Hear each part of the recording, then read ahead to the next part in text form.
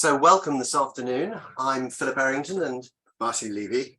And we are waiting, I think, for the next minute or two, just in case there are any stragglers out there before we start. Of course, we have no means of knowing whether you're out there or whether we're just talking to a camera. But let's give it another few seconds.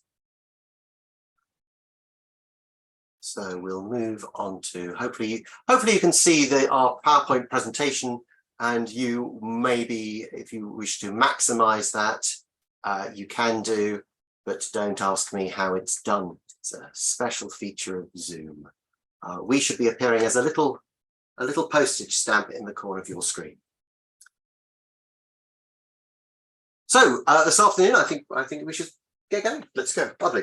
So this afternoon we're talking about the Kelmscott Chaucer and its importance in the oeuvre of William Morris.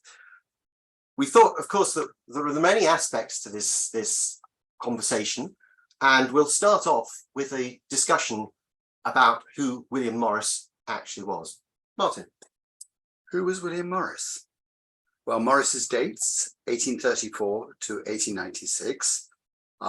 In the slide that's just disappeared, you saw an example of a text art by Morris himself. But of course, if you ask anybody about Morris, probably the first thing that comes to mind is his textiles and his wallpaper designs. But he was much, much more than that.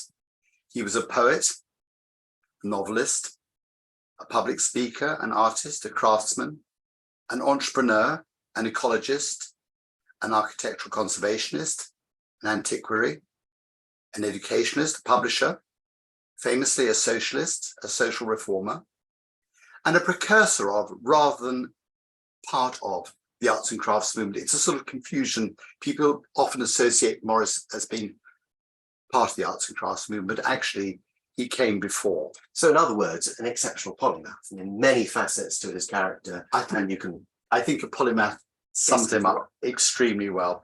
And when he died, in 1896, it was said that he died simply of being William Morris and having done more work during his lifetime than 10. And in that respect, he has something in common with Pugin, another great 19th century designer who burned himself out and died at the age of 40. So let's go back to William Morris's education, reading classics at Oxford. Well, having been educated at Marlborough, he went to Oxford, where he did indeed read classics, but he sort of constructed a course for himself so that he could really pursue his nascent interest in the medieval period. And it was whilst at Oxford that he met one of the very important figures in his life, Edward Burne-Jones. And Burne-Jones was part of the Birmingham set. This is the group that is known as the Birmingham set. Exactly. So after Oxford, Morris was apprenticed to the architect George Edmund Street, one of the great mid-19th century Goths. And significantly for Morris's career, and indeed for his personal life, he met there Philip Webb, the architect and designer. And in 1858-59, Philip Webb designed, and we'll see this on the next slide, I think, Red House in Bexley Heath, really built in what was then the outskirts of London. It's now situated on a suburban street in Kent, just outside London. And so Morris designed the Red House. Philip Webb designed it for Morris and for Janie, whom he recently married. And it's an extraordinary red brick, medieval inspired house. If you just look in the foreground at the fountain, it looks as though it could have come out of northern France. And the team that Morris surrounded by him, including Burne-Jones, painted the interiors, designed and built the furniture for the interiors. And it really was the beginning of what would soon become known as the firm. So in 1861, Morris formed Morris Marshall Faulkner and Company, great medieval furniture makers, designers in general. And they came to prominence in 1862. Now, talking of design, I think we ought to show this slide here. We think about Morris, and particularly around this time with the firm and wallpapers. What's this, Martin? This is an embroidery worked by Morris himself based on a medieval manuscript or inspired by medieval manuscript. And this piece, which was at Red House, later moved and is still to be seen at Kelmscott Manor, which is a house that Morris took the lease on in 1871. Talking of Kelmscott Manor, here we are. Yes, Kelmscott Manor. Now, I think that the entrance to Kelmscott Manor is known to anybody who's opened a good book during their lifetime, because that view is the frontispiece to News from Nowhere. Exactly. News from Nowhere in the Kelmscott Press edition, which we'll talk about very shortly. So looking at Kelmscott Manor, William Morris, and we'll look at the next slide now. William Morris described Kelmscott Manor as his heaven on earth. And anybody who's been there will know, you still hear the rooks screaming in the trees there. You walk through the garden down to a tributary of the Thames, willow trees everywhere. In the garden, there are strawberry plants just outside the back of the house, and those were the inspiration for the Strawberry Thief, which is one of his very famous designs. And what you're looking at on the screen now is Kelmscott Manor as you will see it today.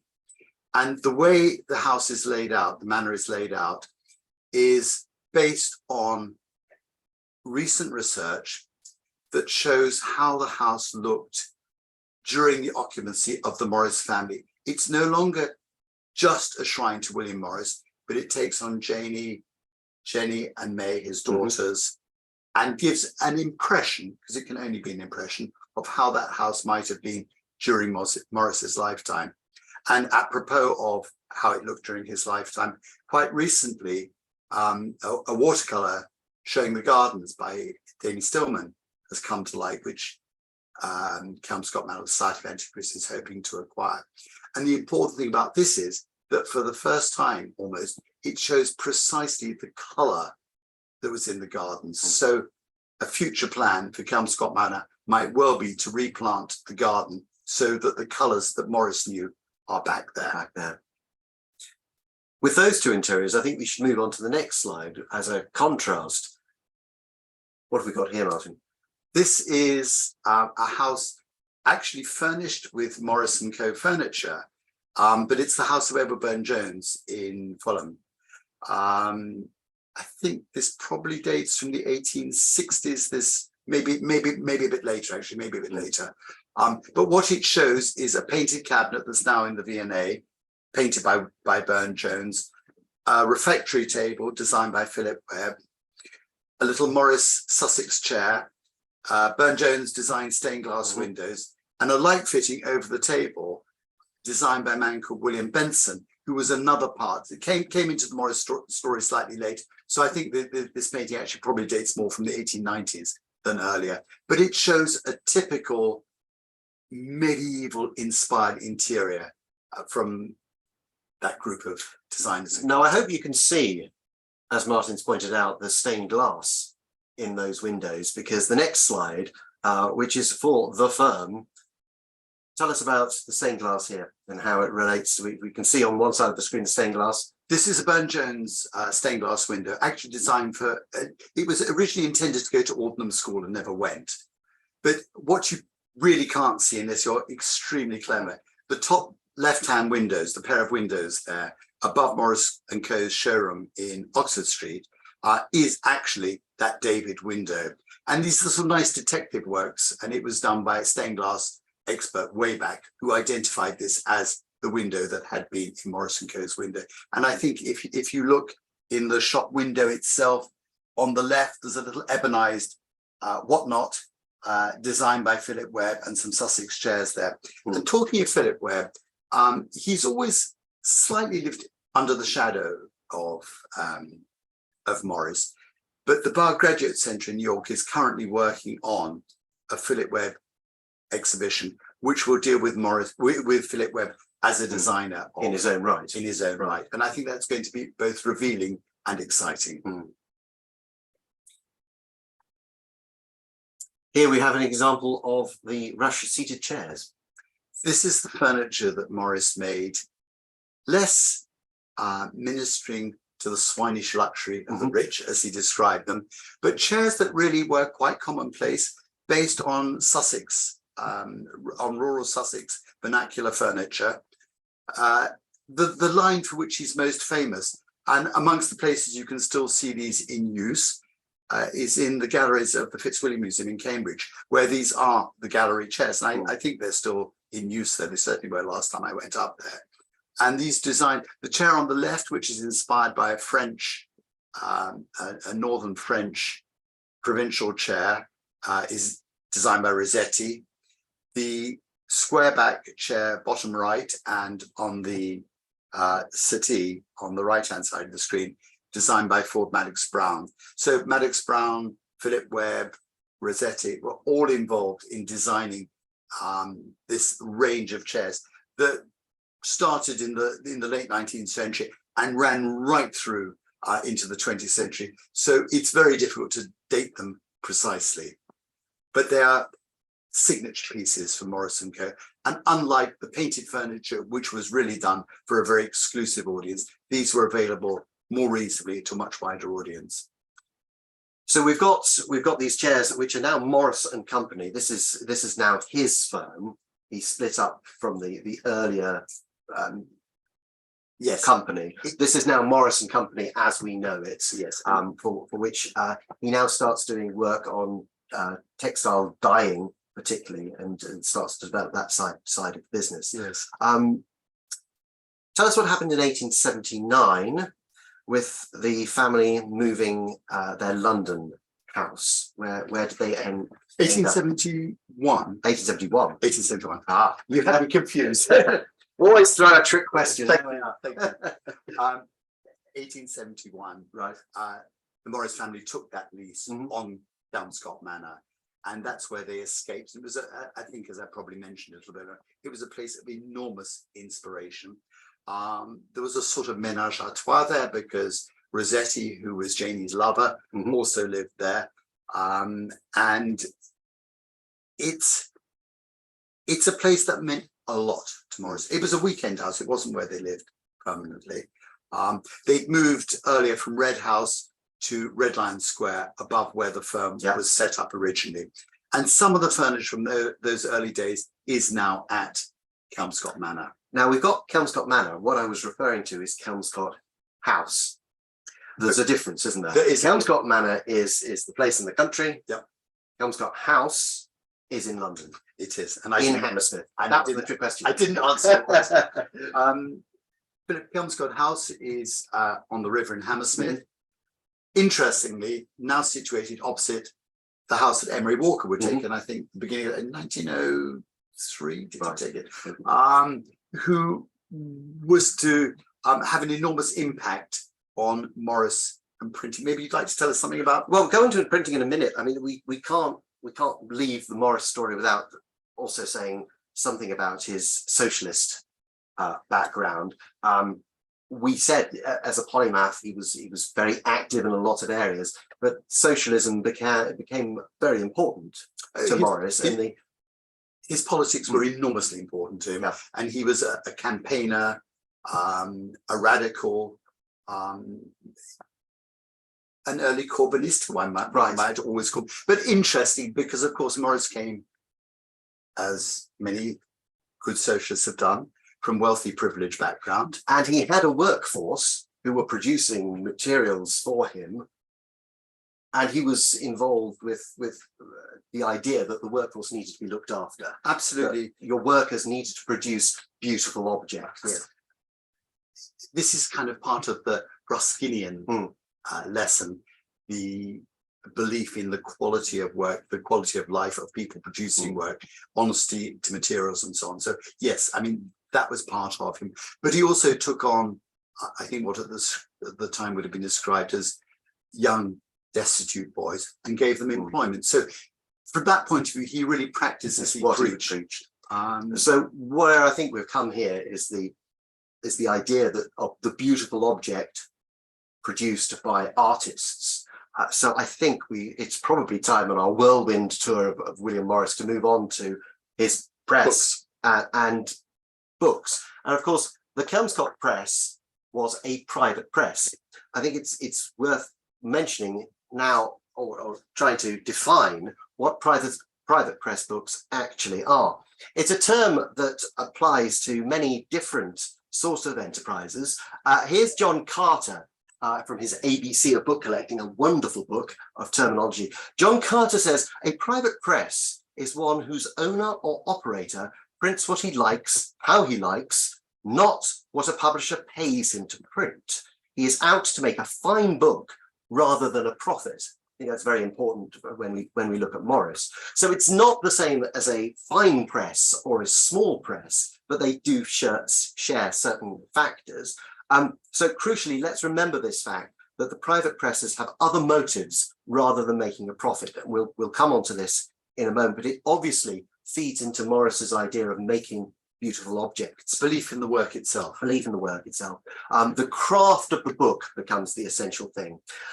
Now, in the UK, Morris's private press is really the first big enterprise where he, as we said earlier, practices what he preaches. There was an earlier one, this is William Morris, but there was an earlier press, which is the Daniel Press from 1874. Here we can see the earlier date there, but it's a fledgling press. C.H.O. Daniel, Provost of Worcester College, prints very much what he wants, how he wants, produces some beautiful books. We then hit, of course, Kelmscott. Just as an aside, to give you some sort of background on the look and the feel of private press books, we have the Irani Press. This is later than Kelmscott, and a typical page of this Irani Press set up by Lucien and Esther Pizarro. A very decorated look of the page, very beautiful page. Most of the book bindings look very similar. We move on to the Ashendene Press. This again is much later. Again, this is formed by St. John Hornby, who's inspired by Morris, fascinated by typography, and I think we'll see that in a typical page from an Ashendene Press book. This is the Divine Comedy. You'll notice it's quite an arresting use of text. There's a simple, elegant typography, harking back, I suppose, to early Italian books. And it sits very naturally on the page. It does, very, very naturally. They often used people to ink in those initials. So you've got the combination there of the mechanical press, yes, and the scribe, as it were, or harking back to a previous era. When the Kelmscott Press closed down, it was Charles Ashby who bought the physical materials, not the type, but the actual presses themselves. And he set up the Essex House Press. And one of their books, for example, is this Shakespeare Poems. You'll see here there's the same sort of margins that you see in Kelmscott Press books, the same sort of feel. They're not as highly regarded, but he was very much in the mode which Morris had started. Did you do a Bible? Isn't it the Edward VII Bible? There is the Bible as well. Yeah. Yes, probably their finest book. A couple more presses to just show you an example. The Doves Press. This is Cobden Sanderson in association with Emery Walker. Emery Walker being an important name. Here we've got the development of pages without illustration. They have got calligraphic initials here. We'll see from Shelley. There's a huge I down the side, but it's there is little illustration, no illustrations, all done through the text. It sort of harks back to the Ashendene books that we saw earlier on, and then back to the Italian Renaissance. And the typeface from Doves Press, wasn't that all found quite recently in the Thames? Famously, it was thrown into the Thames, and yes, certain bits have started coming to light. Throw it into the Thames so that you could never use it again, but we'll see what happens. My final big press is the Cooler Press. This is moving away from the UK, but it shows you the effect of Morris on others. Yeats, we'll mention him a bit later on. W.B. Yeats was tremendously affected by Morris. This is the press set up by his sisters, Elizabeth and Lily. They would publish books by their brothers. Jack B. Yeats being the artist and W.B. of course being the writer. There's an example of October Blast. And again, even the binding sort of harks back to the board bindings of a lot of the Kelmscott Press books. Very briefly, we should mention that as you hit the First World War, things go a bit wrong for private presses, and when things start up again or slightly before, it's a different world. The cost of materials is such that these are more commercial. The Golden Cockerel Press published works by Eric Gill and Robert Gibbings. Gregornov Press is of a Welsh nature, and then the Nonsuch being far more of an imprint rather than anything else. But private press gives collecting opportunities. There's a very definite list of things which that press would have brought out. They're all beautiful books. It's a wonderful opportunity to collect the books of a particular press. And I think you say things changed after all, which indeed they did, and in all sorts of ways. The same thing really applies to what followed on from Morris. Yeah. So the arts and crafts movement was absolutely in its heyday. Having said Morris is not part of the arts and crafts movement, but the arts and crafts movement that followed, just to be clear, had its heyday in the 1890s and early 1900s. But by the time it gets to the 1920s, it is more of a style. It's just become, it pays lip service, and there are certainly people working in the arts and crafts tradition. And so we'll see a lot of that through Charles Ashby, for example. That's the big name that's trying to emulate. And actually, Ashby starts earlier and is a key figure in the arts and crafts movement. But I'm thinking of what went on the Gordon Russells as well in the 20s, that are then working in an arts and crafts tradition, but without the passion of the early days. And I think that's what you're saying about. That's what I'm saying about private presses as well. So we should look finally at the Kelmscott Press. We've got there. As we said, it's an opportunity for Morris to produce beautiful looking books. We should look at this, which is his note on his aims in founding the Kelmscott Press. He published this it was published in 1898, and I don't know whether you can read it, but he says, "I began printing books with the hope of producing some which would have a definite claim to beauty, whilst at the same time they should be easy to read and should not dazzle the eye, or trouble the intellect of the reader by eccentricity of form in the letters. I found I had to consider chiefly the following things: the paper, the form of the type, the relative spacing of the letters, the words and lines, and lastly, the position of the printed matter on the page." He's really getting to a designer looking at a book and taking it apart and deciding how he's going to put it back together again. And I think that's the charm of the Kelmscott Press book. And it works. And it absolutely works. So here we're talking about hand printed, properly designed, both illustrative and typographically, on handmade paper, which he sourced from Italy, which are printed in limited small editions. Here's a vital name: Emery Walker.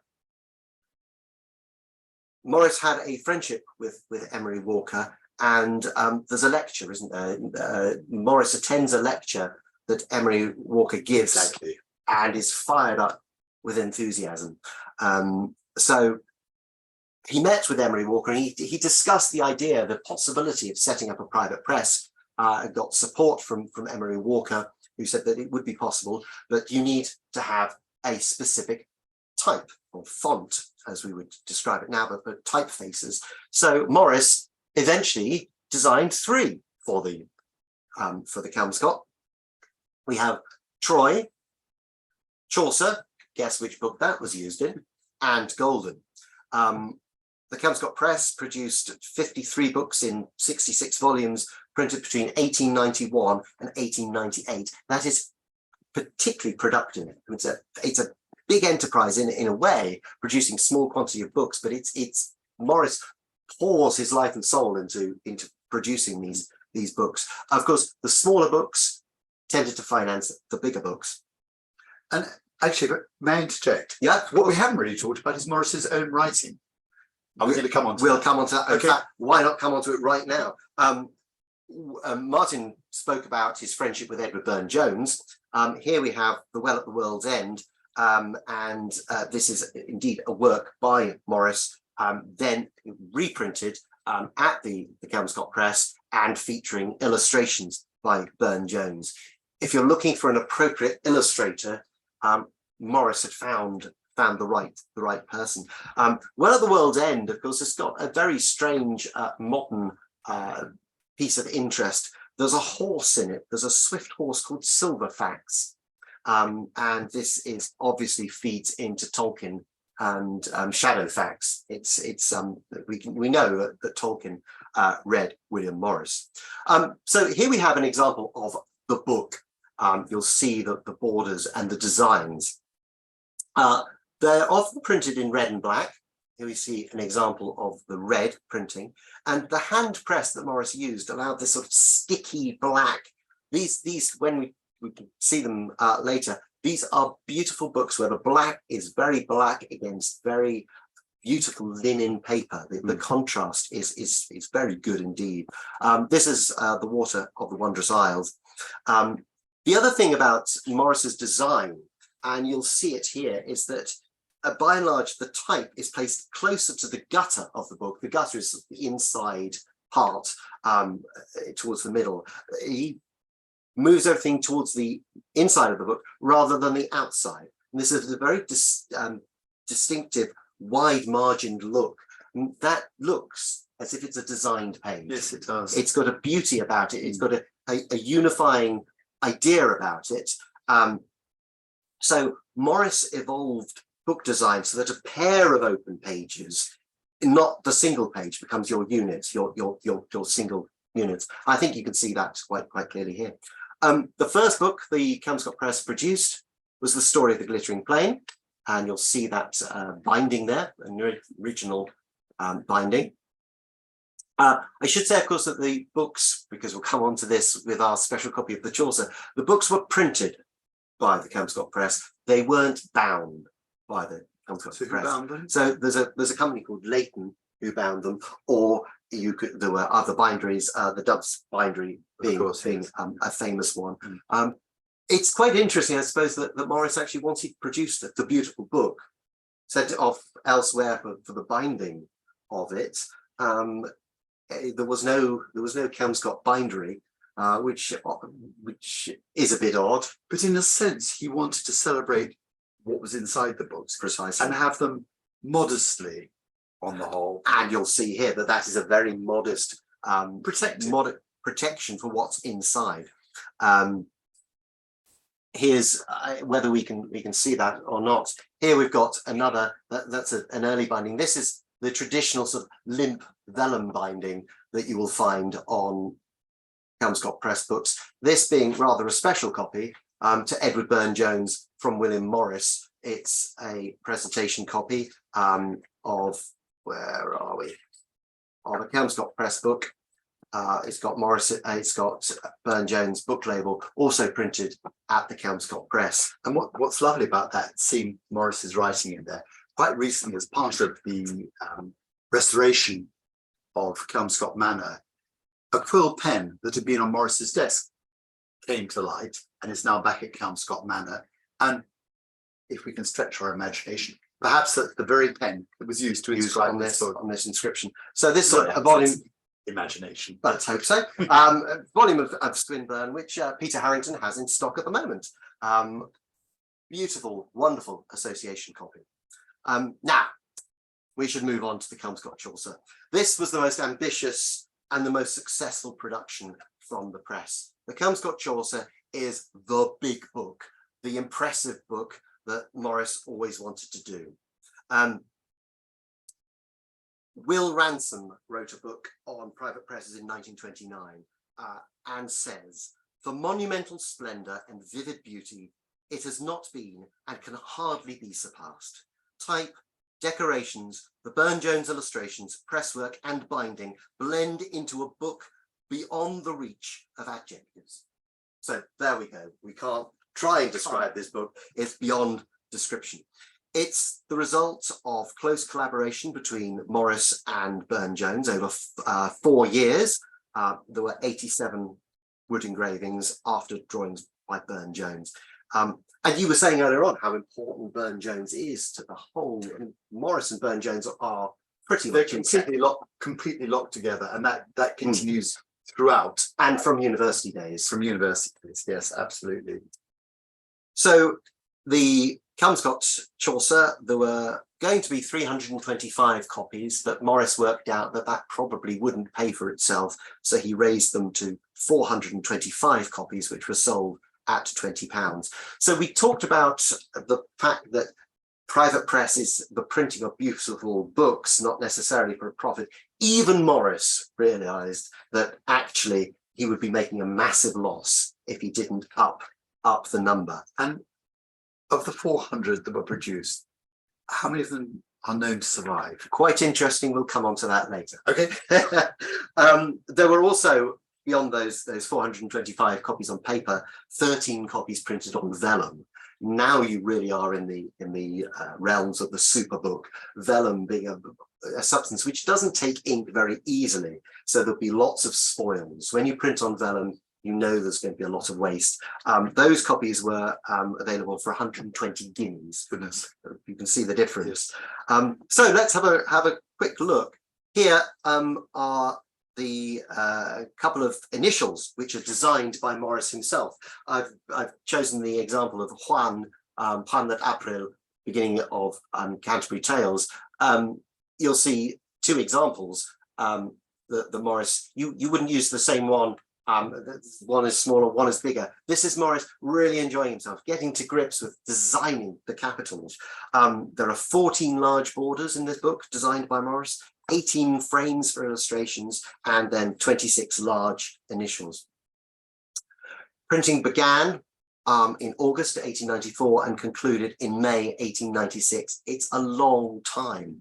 One of the reasons for the delay was that they wanted to use the best edition of Chaucer, and so they applied to the Clarendon Press in Oxford, who were very slow about giving permission. You'll see this is the colophon, so it's at the back of the book, giving you printing information, but says here, the hearty thanks of the editor and printer are due to the Reverend Professor Skeat for kindly allowing the use of his emendations, the Ellesmere manuscript of the Canterbury Tales. This was hard won. He wanted the best text, and so he had to wait for it. Now, Burne-Jones pencil drawings were photographed. There's a new process that Morris helped work out how you would transfer Burne-Jones pencil sketches into the finished woodblocks. They were photographed by Emery Walker's firm, and then a young Birmingham artist, Robert Catterson Smith, worked over them in Chinese white and India ink, rendering them more like woodcuts. Here's an example. I handled the Catterson Smith archive in 2015. It's fascinating to see the person changing Burne-Jones into finished woodblock. So moved on to woodblocks and then engraved by Hooper. Now, the point is that the book was completed just before Morris's death. Another page here. Burne-Jones called it a pocket cathedral. It is full of designs and the finest book ever printed. If William Morris had done nothing else, it would be enough. Yeats, we were talking about the Cooler Press earlier on.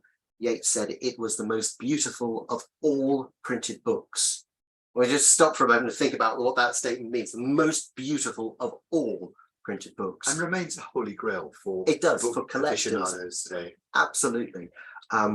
Yeats, incidentally, was given a copy for his 40th birthday.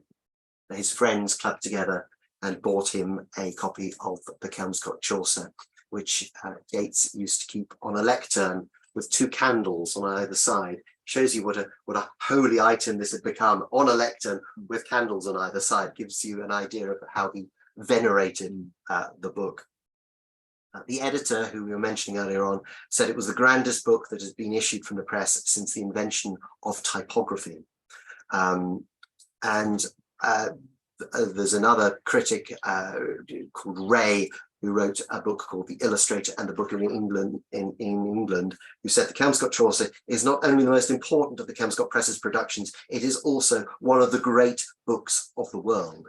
It's splendid and hardly be matched among the books of the time. So I think we've got a sense there of a very special book. And an extraordinary part of what Morris did.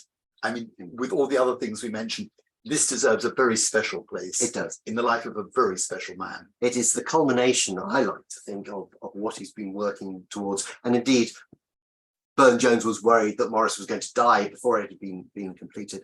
What we have here now, whether or not you can see it or not in the shop, is here on the screen. We've got how the Kelmscott Chaucer was originally brought out in its most drab binding, I suppose. It's utilitarian. It's your original Holland-backed paper boards. It's there to protect the book.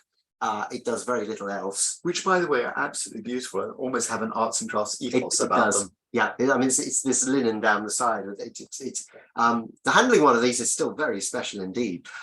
So you could get your Chaucer in that state in the blue back boards, or you could ask the Dove's Bindery to do your copy. And this is an example of the Dove's Bindery. Beautiful, heavy pigskin. So you've got the two extremes. Now, what we've got here is a book which was owned by a Belgian politician and banker.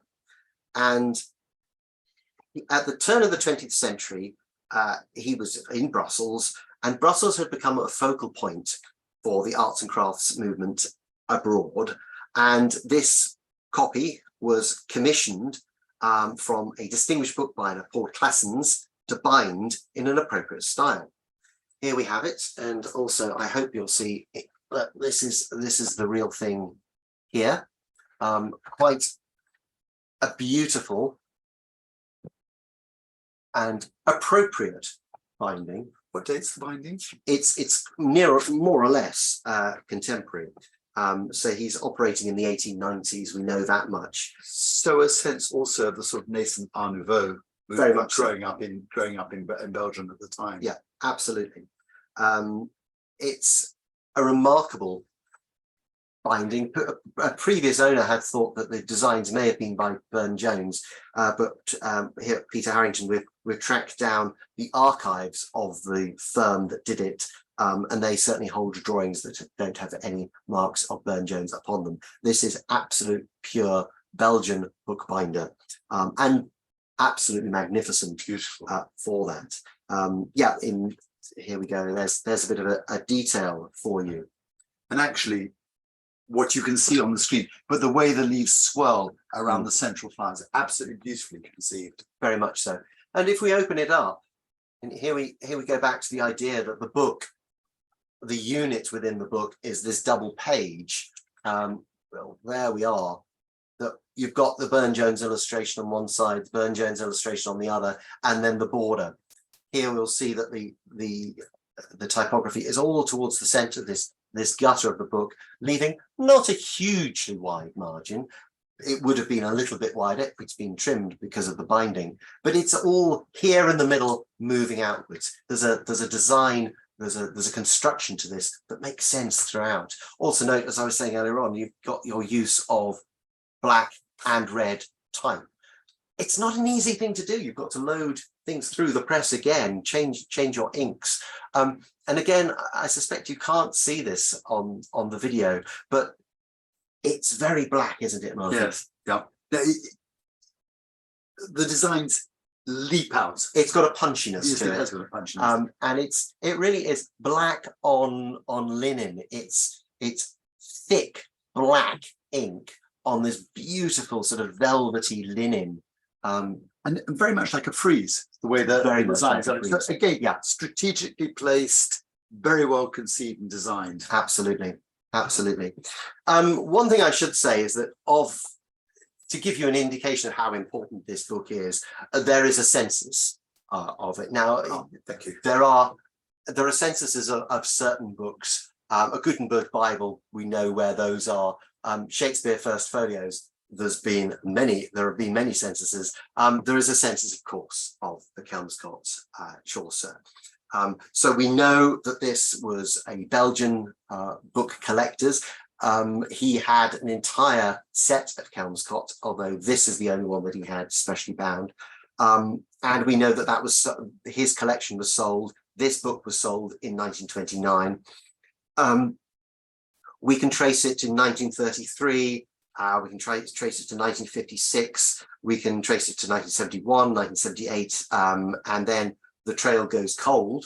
The census, as we'll see here, it's labelled as 3.120. It's an unlocated copy.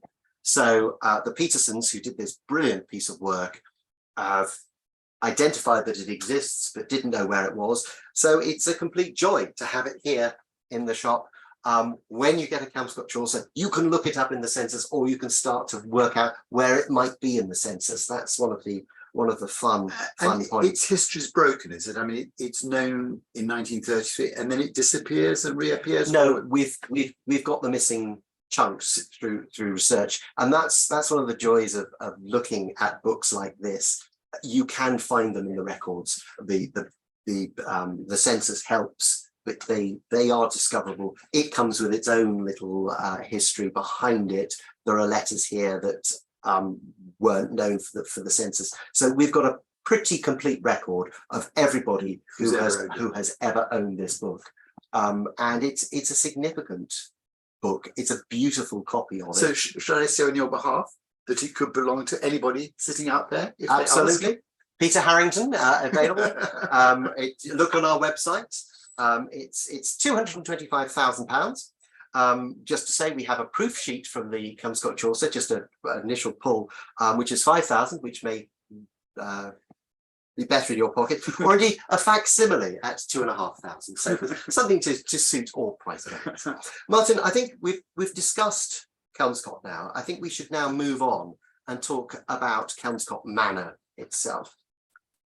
Kelmscott Manor's a place that I've become more and more involved with over the last 5 to 10 years.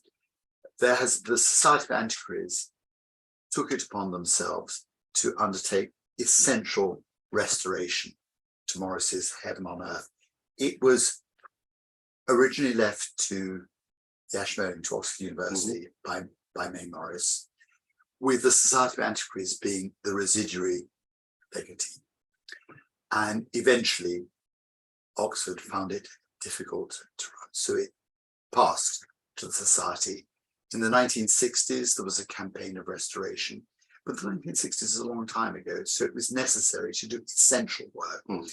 And the opportunity was taken to take a look at everybody who lived at Kelmscott. So the family that had owned it, because the house dates right back to from the 1570s, I think. And it had remained with the same family until, including the family from whom Morris leased it. And it wasn't until after Morris's death that the house was actually bought by the Morris family.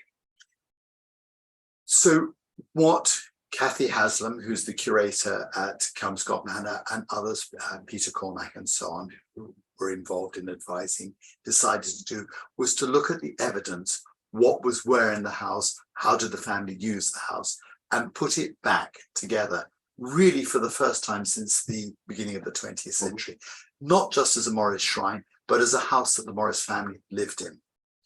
So the campaign involved an enormous grant from the Heritage Lottery Fund and privately raised funds as well. So in the end, about £6 million was raised. The idea was to reopen the house in 2021, which would have been the 150th anniversary of Morris taking the lease. I guess that ran into some difficulties. There was a thing called, was it COVID, I think, that happened? And that did really mess up the timing, but didn't mess up the project. And it actually gave the curators more time, to work on how the house would be done. So a year ago, the house reopened to enormous acclaim, a wonderful new guidebook written by Jeremy Musson. And it's had enormous visitor numbers since it reopened. And I think people get that sense of heaven on earth. I know I keep saying it, but I don't know what words better sum up Kelmscott Manor. Now, one thing that was not done during the restoration was the tapestry room. The Samson tapestries, which were much admired by, there's a rather gruesome close-up, gruesome, isn't it? Rather gruesome. We'll move on to a different one. Move on No, to a more no. general view of the room. The tapestries were there and much admired by Morris. Over the years, those tapestries have both deteriorated and been reconfigured in the room. So the window bay, which is to the left of where we're looking, had a door, had a partition at one stage. So the plans that are now afoot are to first restore the tapestries and then reinstall them as they would have been in Morris's line. Now, this is, I'm afraid, yet another fundraising campaign. And the society... How much would it cost? How much will it cost? £300,000 is the sum. And we're hoping to start this in October. We've kicked off really brilliantly by having the support of somebody who's been very much behind the project throughout, which is Andrew Lloyd Webber.